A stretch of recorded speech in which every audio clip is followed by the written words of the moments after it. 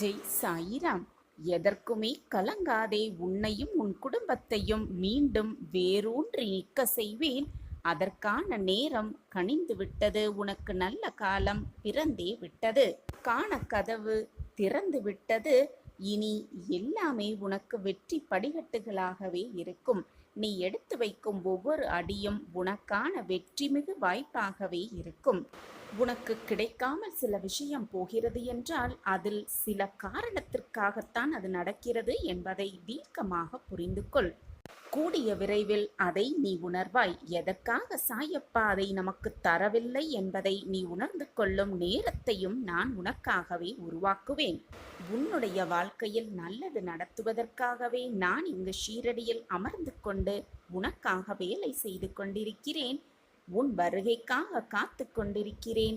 என்னிடம் ஓடி வந்து என் வாழ்க்கையில் மாற்றங்கள் நிகழ்ந்துவிட்டது சாயிநாதரை, நான் இப்பொழுது சந்தோஷமாகவும் மனமகிழ்ச்சியோடும் இருக்கிறேன் என்று நீ சொல்ல போகும் அந்த ஒரு வார்த்தைக்காகத்தான் நானும் உனக்காக காத்து கொண்டிருக்கிறேன் என்னுடைய தர்பாரில்.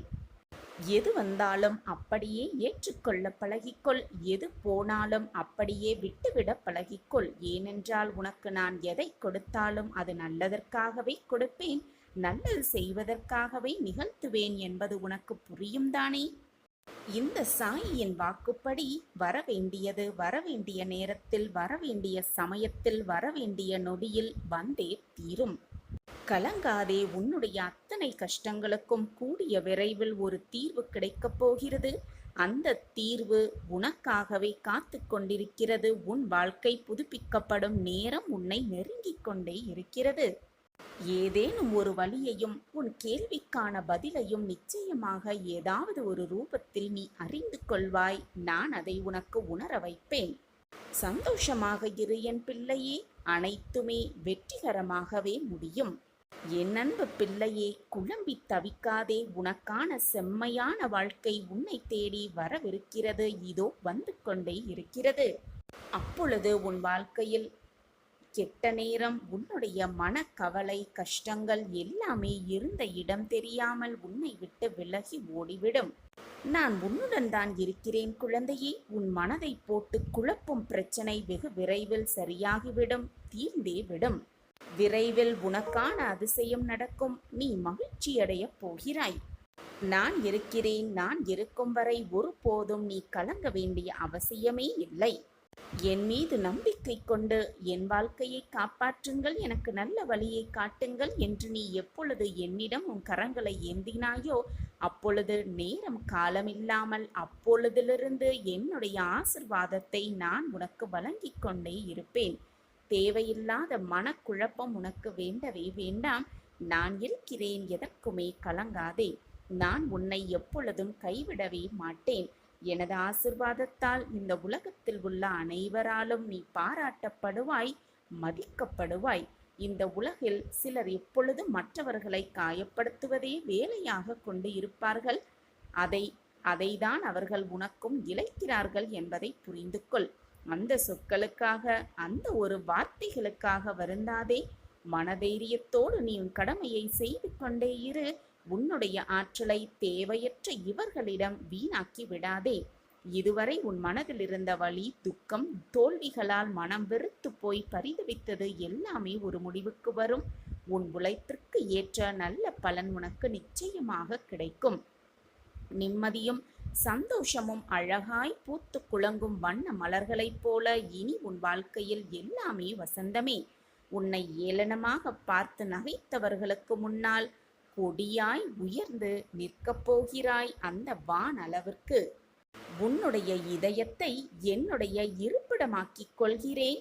சகல ஜீவராசிகளுக்கும் உள்ளிருக்கும் என்னை வணங்கினால் நீ ஆசீர்வதிக்கப்படுவாய். எப்பொழுதுமே என்னுடைய பரிபூரண ஆசிர்வாதம் எப்பொழுதுமே என்னுடைய அன்பான குழந்தைக்கு உண்டு. யாரெல்லாம் இங்கு அதிர்ஷ்டசாலியோ, யாருக்கெல்லாம் அவர்கள் செய்த பாவங்கள் ஒளிந்தனவோ அவர்கள் என்னுடைய வழிபாட்டை செய்வார்கள். என்னை முழுவதுமாக நம்பிக் குழந்தையே, நம்பிக்கையோடு நம்பு குழந்தையே, நீ உன் வாழ்க்கையில் முழுமையடைவாய். ஏமாற்றப்படும் வேளையில் என்னை ஏமாற்றி விட்டார்களே என்று மற்றவர்களை குறை கூறுவதை விட, இப்படி ஏமாறும் அளவிற்கு, ஏமாற்றப்படும் அளவிற்கு முட்டாளாக இருந்திருக்கிறோமே என்று உன்னையே குற்றம் சாட்டிக்கொள். அப்பொழுதுதான் மற்றவர்களிடம் நீ ஏமாற மாட்டாய், மற்றவர்களோடு சுதாரிப்போடு இருப்பாய். உன் மீது முழு அக்கறையாக இரு. வாழ்க்கை எப்பொழுதும் ஒரே மாதிரியே சென்று கொண்டே இருக்காது. இன்று இருப்பது போல் நாளை இருக்காது, நாளை இருப்பது போல் நாளை மறுநாள் இருக்காது. மாற்றங்கள் மாறிக்கொண்டேதான் இருக்கும். அதுபோல் உனக்கிருக்கும் கஷ்டங்களும் மாறும். உனக்கு இப்பொழுது நிம்மதியாக இருக்கும் வாழ்க்கையும் நிச்சயமாக ஒரு நாள் மாறும். மாற்றம் ஒன்றே எப்பொழுதும் மாறாதது என்று இறைவன் தோற்றுவித்த நியதி. உன் வாழ்க்கையும் புதுப்பிக்கப்படும். இப்பொழுது நீ கஷ்டத்தை அனுபவித்துக் கொண்டிருக்கிறாய் அல்லவா? எல்லாம் ஒரு நாள் நிச்சயமாக வாழும். உன் வாழ்க்கையும் மாறும் என்ற நம்பிக்கையோடு இரு. அந்த நம்பிக்கைதான் உன் வாழ்க்கையை நீ அடுத்த அடி எடுத்து வைப்பதற்காக மிகப்பெரிய சூட்சமமாகவே இருக்கும். வாழ்க்கையில் உனக்கு எது நடந்தாலும் முதலில் நமக்காக இருப்பது நாம் மட்டும்தான். நமக்காக நாம் மட்டும்தான் இருக்கிறோம் என்பதை முதலில் நம்பிக்கையோடு நம்பு. தேவையில்லாமல் மற்றவர்களை சார்ந்து இருக்காதே. மற்றவர்கள் உனக்காக எல்லாம் செய்ய வேண்டும் என்று எண்ணிக்கொண்டிருக்காதே. எல்லாம் சில காலம்தான். உன்னை யாராவது உதறி செல்கிறார்கள் என்றால் இறைவன் உன்னை மேலே தூக்க செல்கிறான் என்றுதான் அர்த்தம். நம்பிக்கையை இழந்து விடாதே. நம்பிக்கை ஒன்றுதான் உன் வாழ்க்கையின் தாரக மந்திரமும் கூட.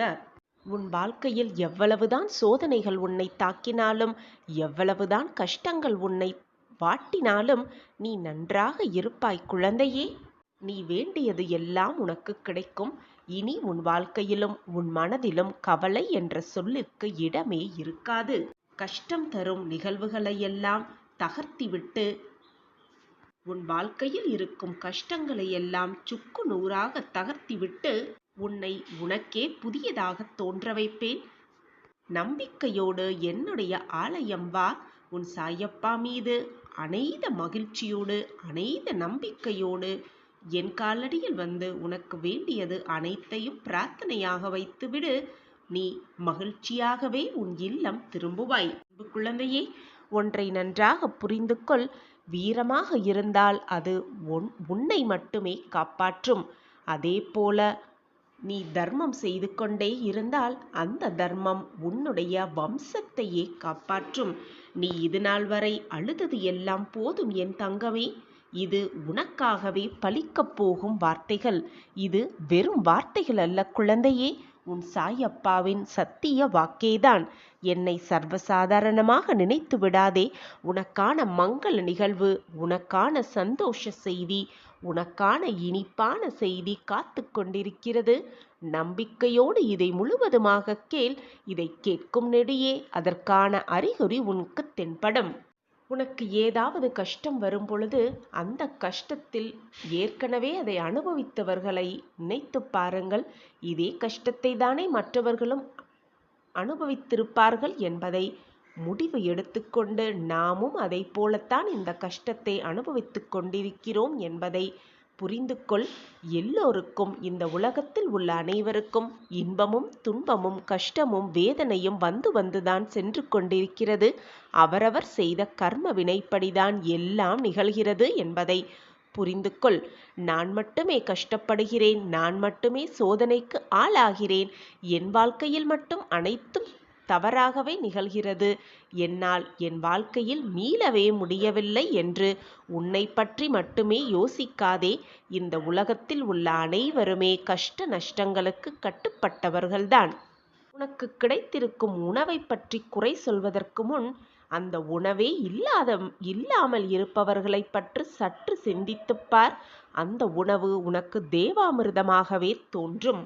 நம் வாழ்வு சிறக்கும், நல்ல விஷயங்கள் நடக்கும், நம் வாழ்வை சிறப்பிக்க அப்பா இருக்கிறார் என்ற நல்ல எண்ணங்களை, நல்ல சிந்தனைகளை உன் மனதில் சிந்தித்துப்பார். எண்ணிப்பார். உன் எண்ணம் போல், உன் சிந்தனை போல் உன் வாழ்க்கையும் மிக அழகாகவே மாறிவிடும். சர்வ வல்லமை உள்ள கடவுள் மிகவும் இரக்க குணமுடையவர். நீ குறைந்தபட்சம் வேண்டுதலை அவரிடம் வைத்தாலும் அவரால் இயன்ற அளவு உங்களுக்கு நிறையவே கொடுக்க முடியும். அதைப்போல நீ தட்டாத கதவுகளை கூட அவரால் திறக்க முடியும் என்பதை புரிந்து கொள். இப்படி இறைவனுடைய பட்டியல்களை நிறையவே இருக்கிறது. அதை பற்றி அதிகமாக தெரிந்து கொண்டாலே இறைவன் பற்றிய முழு விபரமும் முழு ஆசிர்வாதமும் இறைவனுடைய முழு பக்தியும் உன்னால் உணர்ந்து கொள்ள முடியும். உன்னை பற்றி அதிகமாக மற்றவர்களுக்கு பகிர்ந்து கொள்வதையும் விட்டுவிடு. மற்றவர்களை பற்றி அதிகமாக தெரிந்து கொள்வதையும் விட்டுவிடு. இது உன் மனதிற்கு வீணாக கெடுதலை தான் உண்டு பண்ணும். மனவேதனையை தான் அதிகரிக்க செய்யும். விழிப்பதற்காகவே உறக்கம் வருகிறது, வெல்வதற்காகவே தோல்வி வருகிறது, விடியலுக்காகவே இரவு வருகிறது, எழுவதற்காகவே வீழ்ந்திருக்கிறாய். எனவே அனைத்திற்கும் ஒரு காரணம் இருக்கிறது. காரணமில்லாமல் எதுவுமே நடக்காது இந்த உலகில். ஒரு காரணத்தோடு தான் அனைத்துமே நடக்கிறது என்பதை தீர்க்கமாக நம்பு. விழுந்துவிட்டாலும் எழுந்து விடுவோம் என்ற நம்பிக்கையோடு போராடு. போராடிக்கொண்டே இரு. வாழ்க்கையில் நிச்சயமாக வென்றியே காட்டிவிடலாம். சாயப்பாவை நான் எப்பொழுதும் பார்த்ததே இல்லை என்று ஒரு பொழுதும் சொல்லாதே. உனக்கு கஷ்டம் வரும் பொழுது, வேதனை வரும் பொழுது, சோகம் வரும் பொழுது உன்னை காப்பாற்றுபவரும் உன்னை தேற்றுபவரும் உன்னை மன வலியிலிருந்து நீக்குபவரும் எவராக இருந்தாலும் அவர்தான் உன் சாயிநாதரை என்பதை புரிந்து கொள். உன்னால் எதுவுமே முடியாது என்று நினைக்கும் தருணங்கள்தான் உன்னுடைய வலிமை மிக அதிகமாகவே வளர்கிறது. எனவே வாழ்க்கையில் முன்னேறி கொண்டே இரு. உனக்கு துணையாக உன் அப்பா எப்பொழுதும் உன் அருகிலேயே பக்கவாட்டிலும் முன்னும் பின்னுமாக அனைத்து பக்கங்களிலிருந்தும் உன்னை பாதுகாப்பேன்.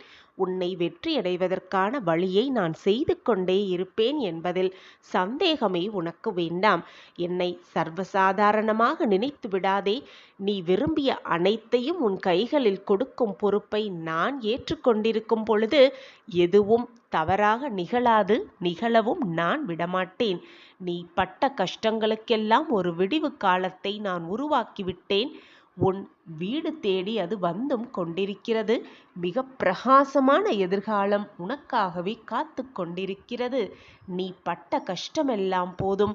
நீ அனுபவித்த வேதனை எல்லாம் போதும். நீ பட்ட துயரமெல்லாம் போதும். நீ அழுதது எல்லாம் போதும். இனி எல்லாமே உன் வாழ்க்கையில் மிக சுபமாகவே நிகழப்போகிறது. அனைத்தும் உனக்கு ஜெயமாகவே நடக்கப் போகிறது. நாம் வாழ்ந்து முடித்த பின் நம்மை யாருமே மறக்கக்கூடாது. அதுதான் வாழ்க்கை. அதுதான் நம் வாழ்வின் வெற்றியும் கூட. யாராவது உன்னை ஒதுக்கி வைத்தால் கவலை வேண்டாம். யார் உன்னை எந்த தூரத்தில் வைக்கிறார்களோ அந்த தூரத்திலேயே வாழ கற்றுக்கொள். அதனால் எந்த கஷ்டமும் உன்னை நெருங்காது. உனக்குத்தான் உன்னில்தான் நான் இருக்கிறேனே, பிறகு என்ன பயம் உனக்கு? தர்மத்தின் வாழ்வுதனை சூதுக்கவும் இறுதியில் தர்மமே வெல்லும் என்ற பழமொழி உனக்கு தெரியாதா என் பிள்ளையே? எதை பற்றியும் யோசிக்காதே. எது உன் மனதிற்கு சரி என்று படுகிறதோ, எது உன் மனதிற்கு மகிழ்ச்சியை தருகிறதோ அதை மட்டுமே செய் என் குழந்தையே. நிரந்தரமே இல்லாத இந்த உலகில் உன் கஷ்டங்களும் சோகங்களும் துன்பங்கள் மட்டும் எப்படி நிரந்தரமாகிவிடும் என்று நீ நினைக்கிறாய்? உன்னால் முடியும். உன்னால் சாதிக்க முடியும். உன்னால் வெற்றியடைய முடியும். நிச்சயமாக நீ ஜெயிப்பாய் என்று ஊக்கப்படுத்தும் மனிதர்களுக்கு முன்னே அவர்களோடு பழக கற்றுக்கொள். அவர்கள்தான் நீ விழும் பொழுதெல்லாம் உன்னை தூக்கி உன்னை முன்னேற்ற பாதையில் செல்ல வைப்பார்கள். உன்னையே நீ நண்பனாக்கிக்கொள். உன்னுடைய உண்மையான நண்பன் உனக்கு எதிரியானாலும் கூட உனக்கு ஆறுதல் சொல்ல, உன் மனதை தேற்ற, உன் வலிகளுக்கு மருந்தாக உனக்குள் ஒருவன் இருப்பான் நிச்சயமாக. எனவே உன்னுடைய மனதை உனக்கு நண்பனாக்கிக்கொள். உன்னுள்ளேயே ஒரு நண்பன் இருக்கும் பொழுது எதற்காக கலங்குகிறாய் என் பிள்ளையே? மற்றவர்களுக்காக விட்டு கொடுத்து போவதும் அனுசரித்து போவதும் தவறு இல்லை குழந்தையே. ஆனால் அதுவே வாழ்க்கையாகிவிட்டால் அதுதான் உன் வாழ்க்கைக்கு மிக கேடாக விளையும். எப்பொழுதும் எதிலும் தயங்கி நிற்காதே. உன் மனதிற்கு எது சரி என்று படுகிறதோ, எது நன்மை என்று படுகிறதோ அதை தீர்க்கமாக செய். உனக்கு நான் இருக்கிறேன். சுற்றி இருப்பவர்கள் அனைவருமே என் மனதை காயப்படுத்தி கொண்டே இருக்கிறார்கள். என் மனதை புரிந்து கொள்ள யாருமே இல்லை என்று வருந்தாதே. யாரை நினைத்தும் உன் மனதை நீயே காயப்படுத்திக் கொள்ளாதே. இது உன்னுடைய வாழ்க்கை. நீதான் உன் வாழ்க்கையை பார்த்து கொள்ள வேண்டுமே தவிர மற்றவர்கள் நம்மை காயப்படுத்துகிறார்கள், நம்மை நிம்மதியாக இருக்க விடவே இல்லை என்று மற்றவர்களை நினைத்து வருந்துவதை விட உன் வாழ்க்கையில் நீ எப்படி நிம்மதியாக வாழ முடியும் என்பதை தீர்க்கமாக யோசி. கேலி பேச்சிற்காகவும் கிண்டல் பேச்சிற்காகவும் உன்னை நீயே வருத்திக் கொள்ளாதே. அப்படிப்பட்டவர்களிடம் இருந்து உன்னை கேவலமாக பேசியவர்களிடம் இருந்து உன்னை கேவலமாக நடத்துபவர்களிடம் இருந்து சற்று விலகியே இருக்க பழகிக்கொள். மன அமைதி இழந்து நிற்கும் உன்னுடைய வாழ்க்கை கூடிய விரைவில் நிச்சயமாக மாறும். என் வாழ்க்கையில் எந்த மாற்றமும் வராதா? என் வாழ்க்கையில் சந்தோஷம் நிலைக்காதா? என் வாழ்க்கையில் மகிழ்ச்சி வரவே வராதா என்று என்னிடம் நீ வேண்டியது, பிரார்த்தனையாக வைத்தது, என்னிடம் வந்து கேள்வியாக எழுப்பியது அனைத்தும் நிறைவேறும் நேரம் வந்துவிட்டது. உன் தீராத பிரச்சனை ஒன்று முடிவுக்கு வரப்போகிறது. உன்னுடைய பிரார்த்தனை நிறைவேறியது. நீ எதிர்பார்த்த நிம்மதியான மகிழ்ச்சியான வாழ்க்கையை நிச்சயமாக பெறத்தான் போகிறாய். ஒரு பெரிய கல்லை புரட்டி போட வைத்து அதை மாளிகைக்கு படிக்கட்டுகளாக மாற்றுபவன் உன் சாயி தேவா. அப்படி இருக்கையில் இப்பொழுது உனக்கு நடக்கும் சூழ்நிலை உனக்கு எதிராக இருப்பது போல் தோன்றினாலும் தோற்றமளித்தாலும் ஒரு நொடியில், ஒரே நொடியில் அனைத்தையும் மாற்றிவிட மாட்டேனா? என்னை சர்வசாதாரணமாக நினைத்து விடாதே. கன நொடி போதும், கண்ணிமைக்கும் நேரம் போதும், அனைத்தையும் மாற்றி காட்டும் வல்லமை என்னிடம் உள்ளது. உன்னுடைய பிரார்த்தனையை நிறைவேற்றுவேன், நிறைவேற்றியே தீருவேன்.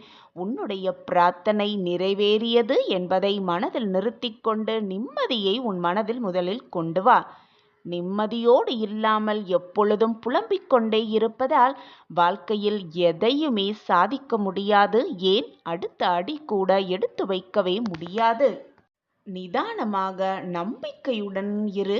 நான் அனைத்தையும் உனக்காகவே பார்த்து பார்த்து செய்து கொண்டே இருப்பேன். என் மீது முழுமையாக நம்பிக்கையை வைத்துவிட்டு அமைதியாக இரு. உனக்கு தேவையான நேரத்தில், தேவையான சமயத்தில் அனைத்தையும் உனக்கு கிடைக்கும்படி நான் வழிவகை செய்வேன். என்னுடைய பார்வை எப்பொழுதும் உன் மீதுதான் உள்ளது. உன்னை நீ நினைத்து கூட பார்க்க முடியாத இடத்திற்கு உன்னை உட்கார வைப்பேன் உன் சாயிநாதர். உன் மனநிலை என்னவென்று நான் அறிந்துதான் இருக்கிறேன். உன் மனநிலையில் என்ன மாற்றங்கள் நிகழ்ந்து கொண்டிருக்கிறது என்பதை நான் புரிந்து வைத்திருக்கிறேன். நீ இழந்ததை திரும்ப பெறுவதற்கும் உன் வாழ்வில் நீ முன்னேறுவதற்கும் என்னிடம் பல ரகசியம் காத்து கொண்டிருக்கிறது. அதை நான் உனக்கு ஒவ்வொன்றாக புரிய வைப்பேன். நல்ல செய்தி உன் செவிகளை வந்தடையும். உனக்கு நல்ல செய்தி கூற உன் அப்பா உன் இல்லம் தேடி வந்து கொண்டே இருக்கிறேன். உன் வாழ்க்கையில் மாறுதல்களுக்கான நல்ல வாழ்க்கையையும் நல்ல வாக்கையும் கூற நான் உன்னை தேடி வந்து கொண்டே இருக்கிறேன். உன் பிரகாசமான எதிர்காலத்திற்காக நான் திட்டம் தீட்டிக் கொண்டிருக்கிறேன். என்னுடைய திட்டப்படிதான் இதுநாள் வரை உன் வாழ்வில் எல்லாமே சுகமாக நடந்தது. இனியும் உன் வாழ்வில் எல்லாம் சுபமாகவே நடக்கும். அதிர்ஷ்டம் உன்னை தேடி வரும், நிச்சயமாக வரும். நான் அதோடு வருவேன். உனக்காக அனைத்தையும் அள்ளி அள்ளி கொடுப்பேன். உன் மனதில் என்ன ஓட்டம் ஓடிக்கொண்டிருக்கிறது? என்ன நினைத்து கொண்டிருக்கிறாய்? எப்படி வாழ வேண்டும் என்று ஆசைப்பட்டு கொண்டிருக்கிறாய்? அனைத்தையும் உன் சாயப்பா நான் நன்கு அறிவேன். உன்னுடைய வாழ்க்கை ஒளியின் உருவாய் எப்பொழுதுமே பிரகாசிக்கும்படி நான் செய்து காட்டுவேன். கண் விழித்து எழும்போது எப்பொழுதுமே சாயி சாயி என்று சொல்லிக்கொண்டே எழுகிறாயல்லவா?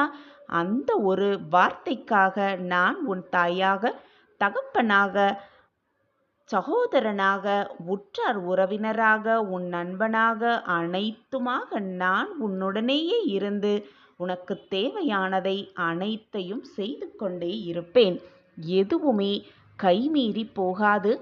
எல்லாம் சரியாகிவிடும். இது நாள் வரை எந்த ஒரு மாற்றமோ எந்த ஒரு நிர்கதியான சூழ்நிலையிலோ நீ மாட்டிக்கொள்ளவே இல்லை. நம்பிக்கையோடு இரு. உன் வாழ்வை மாற்றப் போகும் இந்த ஒரு வாக்கு எப்பொழுதும் நம்பிக்கையோடு இரு. என் வாக்கு எப்பொழுதும் பொய்யாகாது.